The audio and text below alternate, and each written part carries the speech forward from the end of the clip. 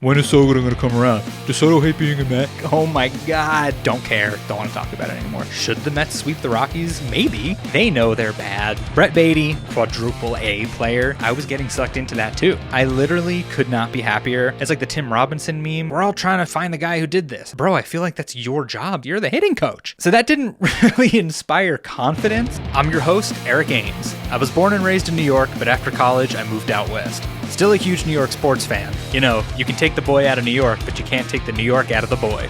This is the Mets West Podcast. Welcome to episode 1 of the Mets West Podcast. I've wanted to start a Mets podcast for a long time, and it's just one of those things that I never did. I don't know, it's one of those things, I'll do it eventually. I'll start that sometime. Never felt like the right time. So the right time is whenever you end up starting, which for me is now. So I'd like to do an episode in between series at the end of every series. And the Mets just wrapped up a 3-game series with the Chicago White Sox, who are bad. But listen, I'm going to talk about this multiple times in this episode. Let's get one thing straight, which is it seems like people online want a team like the Mets, who are pretty good, to sweep a team like the White Sox, who are pretty bad. And you just can't win every single game, especially since the Mets are coming off of a series with the Dodgers in which they won that series. And it's like, oh, they beat the Dodgers. Shouldn't they crush the White Sox? I don't think it works like that. Especially, there's got to be some mental thing with beating the best team in your league and then going to play a team that, like, you must just the players probably feel like this is subconsciously like, we did that. All right. We don't have to try as hard. And then they end up kind of struggling, which is what we saw in this series. So you can't win every game. You can't sweep every series against a bad team. It's how baseball is. So we'll come back to that idea because I got a lot to say about that. Okay. Game 1. The offense, hit or miss. Literally, they're still hit or miss. I don't know what's going on. I feel like last week, more than this week, there was a lot of talk about fire Eric Chavez. The hitting coaches aren't getting it done. And I don't know. I don't know. Soto's having probably the worst slump of his career.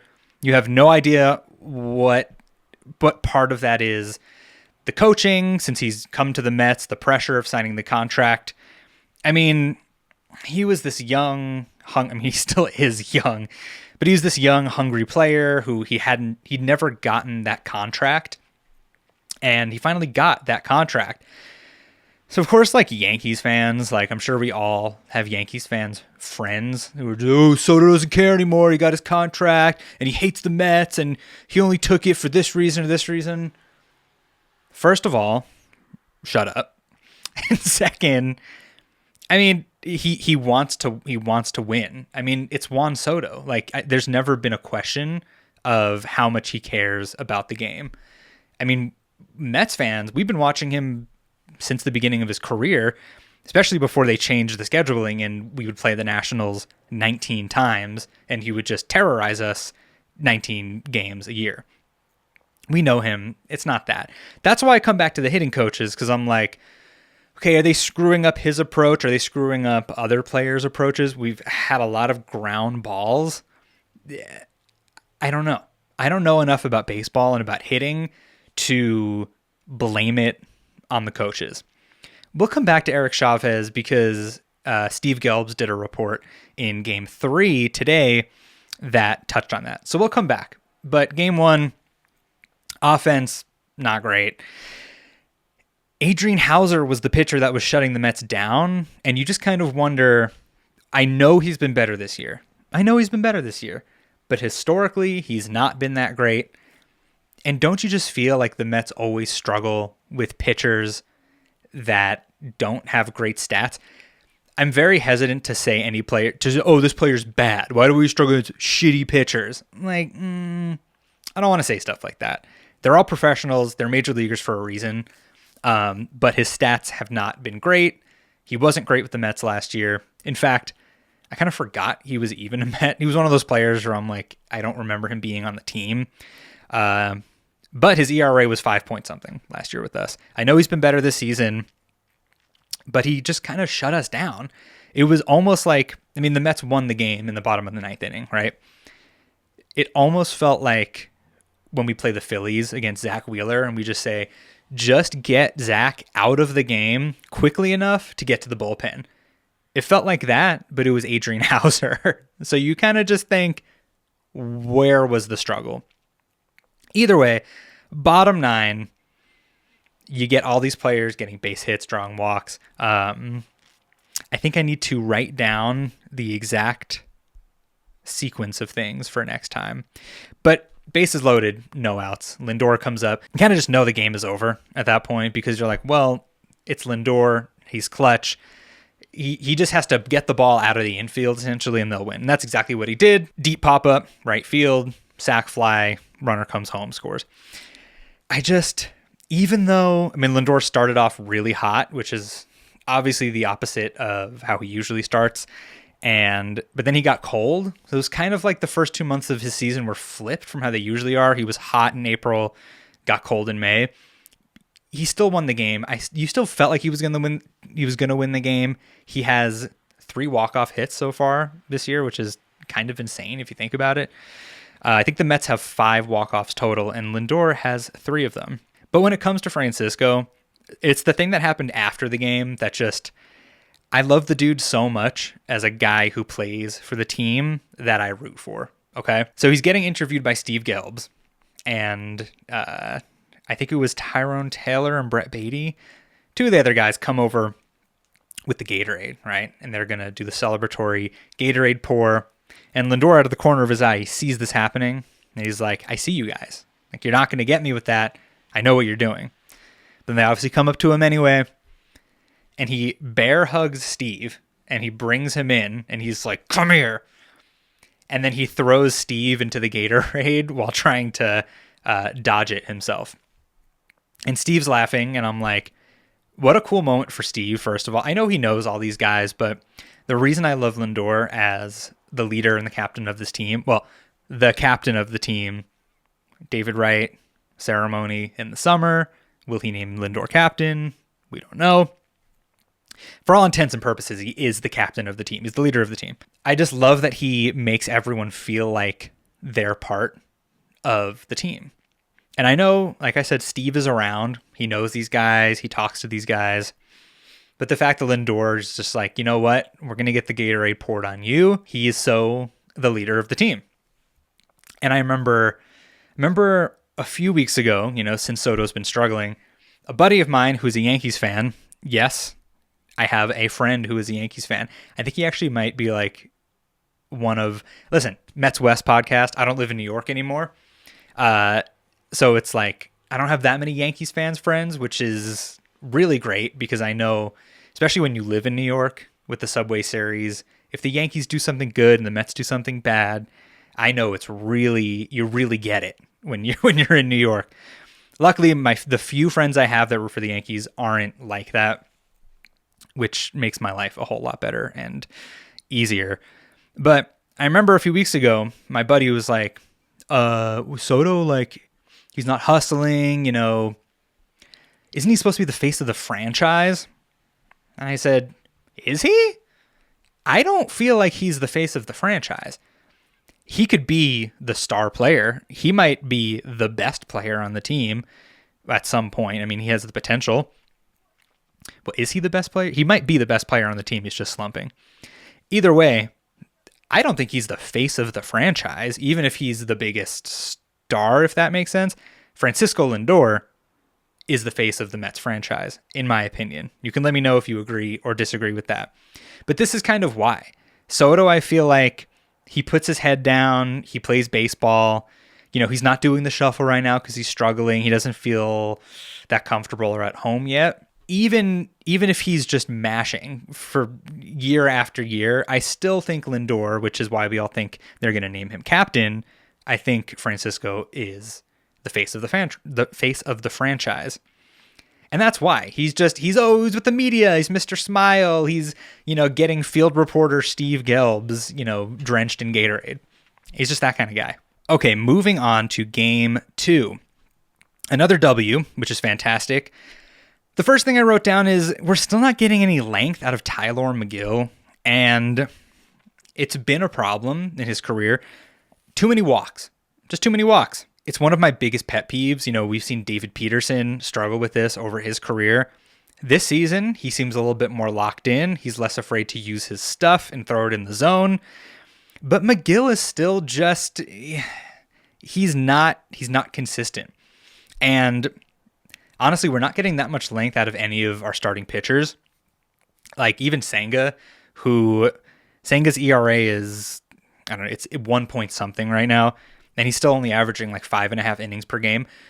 I mean, he missed all of last year, so I'm not freaking out about that. But I feel like over the course of a year, if your ERA is that good, in my opinion, it's a little diminished if your innings pitched, like on average, isn't that high.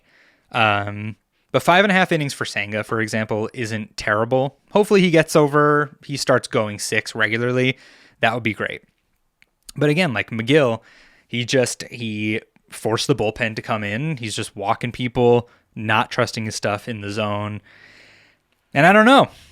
I don't know what you do about that, frankly. I mean, I think McGill has good stuff. He has potential. He's shown it before. He's had success before.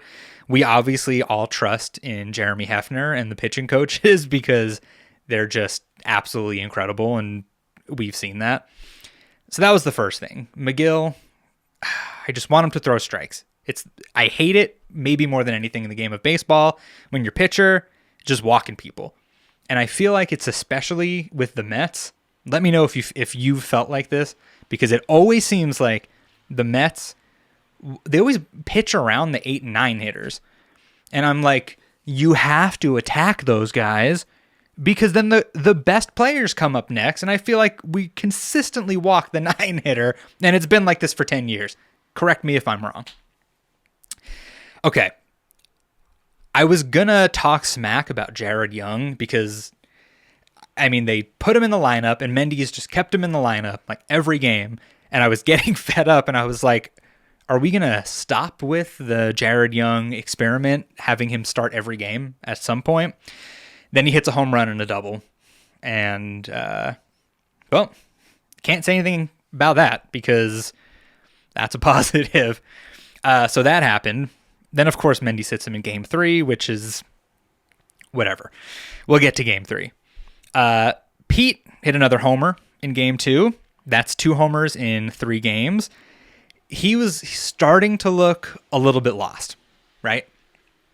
He started the year off so hot, leading every stat is what I mean. OPS, extra base hits, whatever. And then he started swinging at that breaking ball low away. That's like what we saw at a Pete last season, the entire year. Granted, last season, I attribute all of Pete's struggles to him declining the contract, playing for a new contract, betting on himself. And I think he was just in his head all of last season. Then something about the playoffs just kind of like shut that down. Like, you can't think about that right now. Like, there's no room to think about a contract or anything. You're in the playoffs, and that's when he switched it on. Then, of course, he signs. And I think literally he just needed that mental space to be cleared out. And now he's having a great year again. But yeah, he started swinging at those bad pitches, but I think he came back around pretty fast. Especially, this wasn't just a home run. This wasn't like a meatball, fastball, center cut that he pulls 400 feet into left field. The pitch was low, out of the zone, and he kind of like reached for it, and it just seems like that's dunked into center field. And then it went 419 feet to right center field. You know that kind of Pete home run? You know exactly what I'm talking about. Where you're like, he didn't hit that hard, and then it goes a million miles, and you're like, that's when Pete is at his best, in my opinion.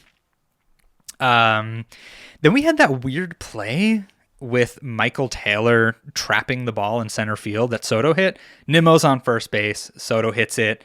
Everyone thinks he caught it, especially Soto and Brandon Nimmo. So Nimmo's hustling, right? But he stops at second, and he's like, oh, he caught it. And he runs back to first. Soto doesn't know what's going on either, runs past first base, and then starts circling back to the dugout. Nimmo goes back to first base, technically going behind Juan Soto. And they're like, all right, batter's out because you ran past the lead runner. Nimmo's safe at first. In fact, when the umpire said it out loud over the microphones like they do now, he said, Juan Soto is out and Brandon's at first. And everyone's like, has anyone ever heard an umpire refer to a player just by their first name? He said, Brandon's at first. And it was like, that was very, very casual. All that aside, did the umpires just not make it clear enough what the call was? Because it seemed like no one knew. It even seemed like the third base coach didn't know like what. Brandon already turned around and went back to first base. I don't think I've ever seen that happen before, and I don't know why it happened. Because presumably the umpire should have been able to make it clear to everyone. He didn't catch that.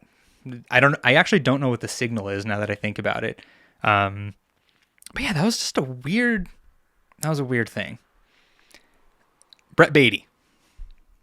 I'm just flying through notes here, all right? Brett Beatty, what can you say? He just keeps hitting. I couldn't be happier. I literally could not be happier. Like, I don't know if there's a single player on the team that, like, even Vientos last year, yes, I was very happy that he picked it up. Great season, great playoffs. Something about Brett Beatty, I've just really been hoping for him to figure it out. And it seems like he has. And, you know, he gets tagged so hard with the quadruple A player, you know, those players that are way too good for triple A, but not good enough for the majors.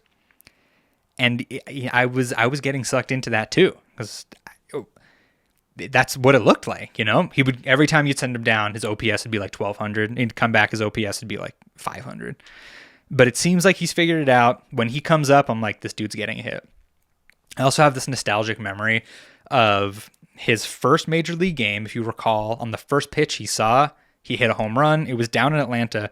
I was actually living in Atlanta briefly that summer, and I almost went to that game, but I didn't pull the trigger, and I was watching it at home, and I was so happy for him. So now to see him figuring it out, it's great. Speaking of young guys, I love Luis Angel Acuna. I just love him. I feel like every time he gets on base, whether he gets a hit or walks or comes in as a pinch runner, which is obviously usually when he's on base, I feel like he always ends up scoring. Like, no matter what, the dude he finds a way to score when he's on base, and I love that kind of player. I love home runs, love extra base hits, but I'm really a small ball kind of guy. I love stolen bases. I love moving the line. That's why the walk-off at the end of game one was so great for me, because I love when people just pass the baton to the next guy and they're like, I'm just going to get on base, That's all I need to do. And Acuna, every time he's on, he scores, which is great. Reed Garrett got a 5-out save in game 2, and his ERA is down to 0.76. It was a flat, cold 0 for a long time.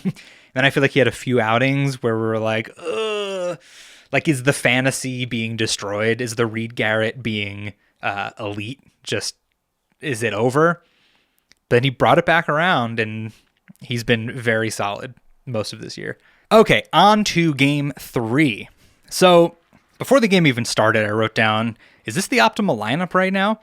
Because Acuna, Alvarez haven't really been hitting. Vientos was DHing. Tyrone Taylor in center field. I like that lineup. I mean, I feel like we can all agree Vientos at third base. I feel like we've seen enough to not love it, especially since Brett Beatty, like I said before, is finally hitting consistently, and he's a much better third baseman. It probably sucks to be a young guy who's played a position your whole life to just say, like, you know, now that the National League has a DH, you're just going to be the DH. But I don't really know what you can do, because he should just be DHing every single day. I'd like Vientos to get to a point where Mendoza feels comfortable putting him at DH against righties and lefties. Because last year I feel like he proved that he can hit everyone. And then you have Tyrone Taylor in center field, who has been hitting also, but he's Juan Lagares, reincarnated. When the ball is hit there, what did Gary always used to say? Center field, like when Juan Lagares was playing center field, he'd say, center field is where extra base hits go to die. And I feel the same way about Tyrone Taylor. When the ball is hit out there, I'm like, he's got it. He's got it. That's why if the whole lineup is hitting as they should, Tyrone Taylor can be batting 200. I don't care. Because if he's in center field, it makes the entire team so much better. And speaking of the lineup, Soto is still hitting third. How do we feel about that? It's too early to say. I mean, I like him. Ideally, I like him second, so I like Lindor, Soto, and Pete. Best three hitters. I think they should always stay there. But when Mendoza switched Soto from 2 to 3, the offense couldn't do anything. So I completely understand him just trying to switch it up for the sake of switching it up, because something had to give, just do anything to change it. So we'll see how long he keeps that going. And we have Luis Torrens as kind of the everyday catcher right now, it would seem. Well, it seems like it's trending that way because every time he plays, he's exceptional in defense. He keeps getting hit. Sorry, he keeps getting hits. Other people keep getting hit on the Mets, like Starling Marte and Pete today. But I feel like it's trending toward Torrens being the everyday catcher for now, because Alvarez just isn't hitting the ball, which, again, go back to the hitting coaches. We don't really know. But speaking of the hitting coaches, Gelbs did a report about Eric Chavez during the game today. And he said Eric Chavez had a meeting with the hitters. He said he wants the hitters to be, quote, annoyed about hitting, about how they've been hitting, specifically with runners in scoring position, which we all know has been, like, yeah, the hitting has been inconsistent for a while. I feel like the hitting's been inconsistent for a few seasons, which is why I tend to place blame on the coaches a little, because it's not just this year. But runners in scoring position is where it's really, really bad, as we know. It just seems like every game so far this season, it's like, they were 1 for 17. They were 2 for 19. It's just it seems like it's always crazy low. So apparently Eric Chavez said they need to do something and figure it out, because this isn't just a blip in time anymore. The sample size. The season is enough of a sample size where it really seems like a problem. But all I can think when Steve was doing that report was, well, isn't that your job, Eric Chavez? It seems like, listen, this is just what I heard from Steve Gelbs. I wasn't there in the meeting, but it just feels like he's like, we got to figure something out, guys. It's like the Tim Robinson meme where he's like, we're all trying to find the guy who did this. And it's like, bro, I feel like that's your job to figure out what's going wrong. Like, not necessarily just the hitters. You're the hitting coach. So that didn't really inspire confidence in me, but listen, I guess we'll just see what happens. I just wonder if Steve Cohen, David Stearns, I wonder what it would take for them to say, okay, we need a new hitting coach in here. But again, I'm not a baseball player. I don't know what goes on. I don't know what the hitting coaches say or don't say. I don't know how much is on they're professional hitters. Like, Juan Soto can hit. We know he can hit. Are his struggles because of the new contract? Like I said, is Eric Chavez saying hit the ball into the ground? And you just never know. I learned a new rule from Ronnie today during the broadcast, because they paused. There were runners on second and third, and Griffin Canning, who we'll talk more about in a second, he was having a conversation with the umpire. We're like, what's the stoppage for? And Ronnie said the pitcher needs to declare when the bases are loaded or runners on second and third. The pitcher needs to declare whether or not he's going to pitch from the stretch or a full windup. I've been watching baseball for 20-something years now, since I was a little kid. Never heard that before. I had no idea that was a rule. And I just love that you can learn something new about the sport on just any given day. So I guess you got to tell the umpire, hey, I'm planning to pitch out of the stretch, or I'm planning to do a full windup with these guys on base. Never knew that. So Griffin Canning, let's talk about him. All year, if you recall, last season with the Angels, I didn't know who he was last year. I didn't know who he was until we signed him. The AL is just not, I don't think about the AL. Apparently he was maybe the worst pitcher in the league last season, and Jeremy Hefner just worked his magic on him, and he's been pretty good. But I feel like a lot of people, myself included, have been saying, is it going to regress? Is it all just going to at some point and Griffin Canning experiment over? This wasn't that game. It's only one game, because up until this point, his ERA was under 3, and now, let's see, a quick little Google. It's still under 3. It's 2.88, but 4 walks, 4 hits. How did he only give up 3 earned runs today? That seems impossible. Oh yeah, it's because he had guys on base and the bullpen, right? So it was that game where we were like, is this who Griffin Canning really is? I'm not willing to say that yet. It's one game. The rest of the season, he's been fantastic. So I'm gonna shake it off and just say, let's just keep moving. He's been good. Hopefully he does the same thing. Hopefully it was just a once-off, So that's that. I'm not too worried about Canning. That's all I got to say. Really, the pitching's been holding us up for a long time now, right? And it's not just this season. So like Lindor, Soto, Alonso, they were 1 for 13 in this game. It's hard for the Mets to win when those 3 guys hit like that. And it's just how it is. And we talked about the hitting coaches. I don't know what's wrong, but it's a little concerning that I feel like there are a lot of games like that where you're like, okay, our main guys not really getting it done. You don't want, yes, it's a team sport. And yes, you want everyone to hit and pick each other up, but you don't want to feel at this point, you don't want to feel like we have to rely on Luis Torrens to get that big hit.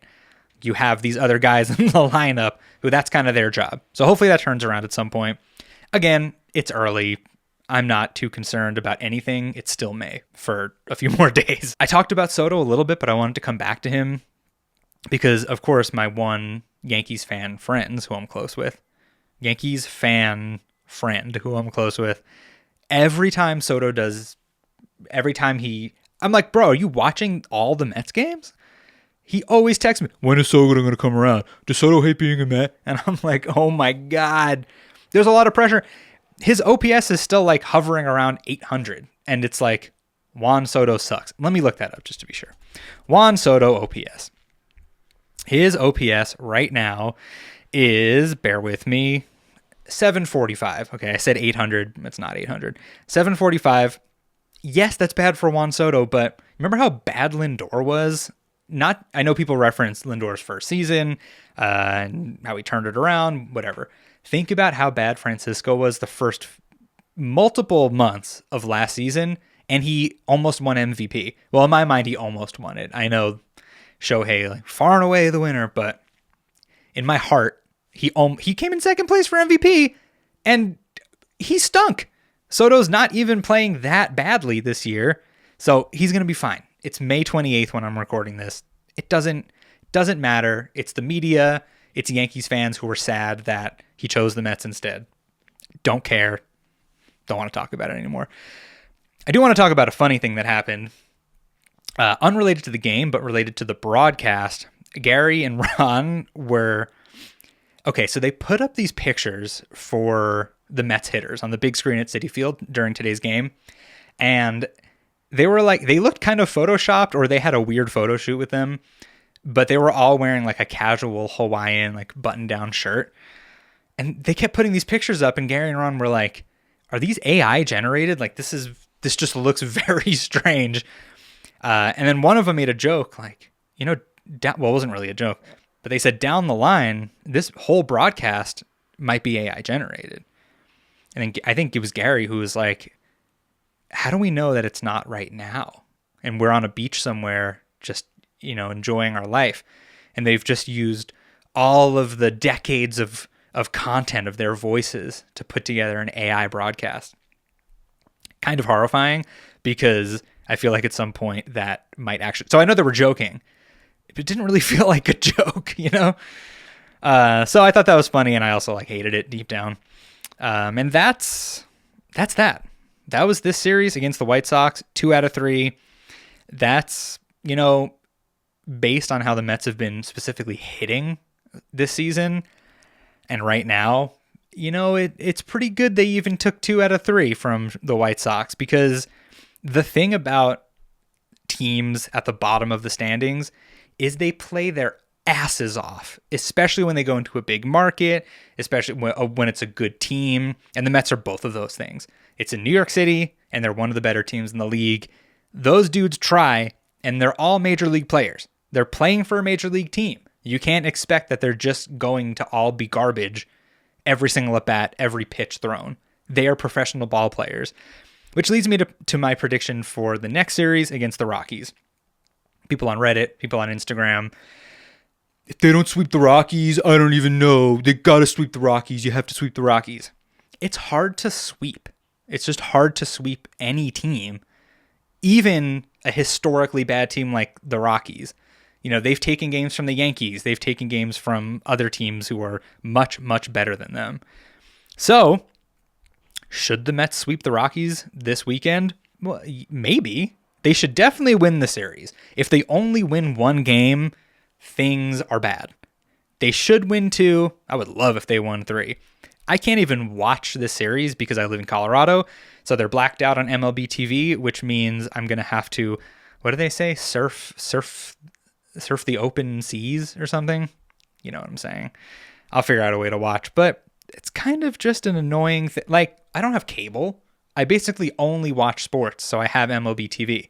I'm not getting cable to watch the Mets and the Rockies 6 times a year. It's not happening. We have Peterson, Senga, and Holmes going this weekend against the Rockies. 3 best starting pitchers. I would just love to see length out of these guys, especially Senga and Holmes, like I talked about before. Peterson went almost 8 innings against the Dodgers last week, so he's exempt from this line of thinking. I have faith in him.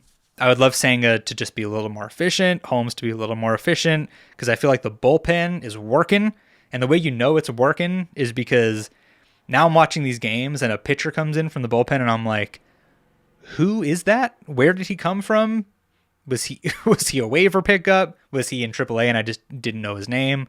We're already at that point with the bullpen where there are random dudes coming up to pitch in the 8th inning. So, length out of the starters is my key for the next series. And hopefully they sweep, but most definitely they got to win 2. And that's it. And then I could talk smack to all... Well, it feels... Okay, I live in Colorado. I have family, friends who are from here. So I was going to say, hopefully they sweep and I can talk ultimate smack. But it kind of just feels bad and wrong to talk badly about the Rockies. What am I going to... the Mets won, beat the Rockies. They know they're bad. It's just a little depressing. So I guess I won't do that either way. But I will talk to you all after the Rockies series, and thanks for watching episode 1 of the Mets West podcast. Oh, wait, how do I sign this thing off? LFGM, baby. Like Pete. LFGM, guys. LFGM. All right, see you next time.